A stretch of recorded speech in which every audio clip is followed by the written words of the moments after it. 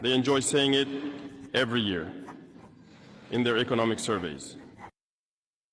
Burkina Faso is the poorest country, Mali is the poorest country, Niger is the poorest country. We are ranked among the last. Very well, if we are as poor as they say, but when the time came to take responsibility, we asked these masters to leave. Why don't they want to leave? When we take the case of Niger, for over 40 years, some countries have been exploiting uranium to produce energy for themselves. From Ottawa to Paris, the streets are lit up. That's the light. But in Niger, it's darkness that is served to us. When you go to our states, our lands are riddled with holes, everywhere in search of precious metals like gold, but often there isn't even the slightest accessible road to reach the areas where they exploit gold, let alone some basic social services. That's why we decided to revolt and take the destiny of our countries into our own hands. There are many other examples. But when we decided to do so, well, we were approached by some armchair slaves to deliver the message of their master, because they had created this kind of polymer chain that rises to the head of our states to serve them. And we came to break the chain.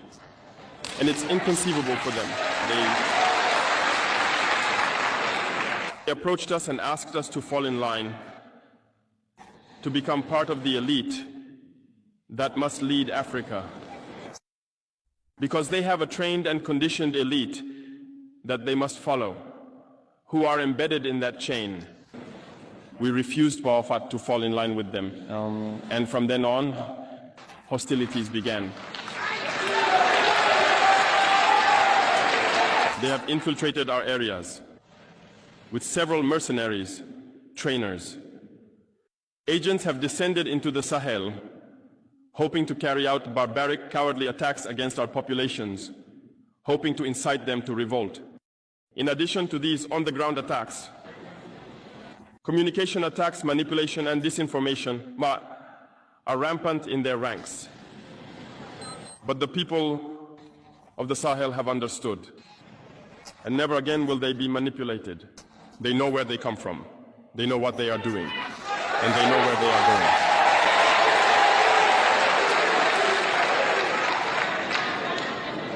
We will no longer allow this. People are awake and fighting today, not for ourselves, but for future generations. And thank you all for the fight that is being waged. This never makes us cry. We will not tremble. We will face it. We will fight for true independence, for our freedom. Because to scare the people of AES, these individuals only have 3 terms in their mouths: democracy, freedom, human rights. Of course, their local lackeys are only elected in a democratic, free and transparent process, according to them, their values. What could be more normal? That they want to impose this on us, because they are the ones who set the rules. Very well, we have decided to take responsibility for ourselves. That's why on July 26, 2023, when Niger decided to turn the page, the armchair slaves and their masters got on their high horses. They put their local lackeys forward and decided to wage a war against the Nigerian people. So we said, anyone who dares to attack Niger will face us, because we will wage a relentless war to the last drop of blood against anyone who dares to attack our states. This statement, this decision we made yesterday is relevant today, and will be relevant tomorrow and forever.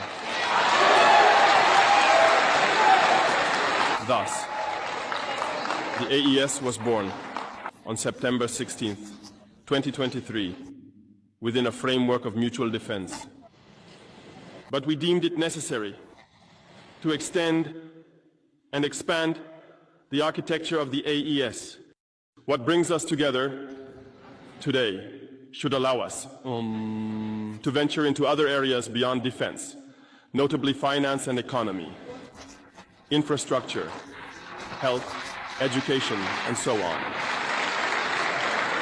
I hope that these moments will be a story we write for the AES, but especially for Africa and the entire world.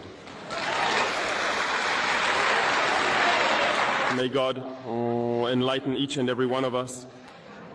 May God inspire us in these tasks entrusted to us. And above all, when we carry out our work, let us keep one thing in mind: the supreme interest of our populations. With that, we pray once again to the good Lord to accompany us all in our various tasks, to protect our fighters, who, thanks to them, allow us to sit here and discuss the future of our states. Once again, thank you, people of Niger. Be united and in solidarity. People of the AES, the homeland or death.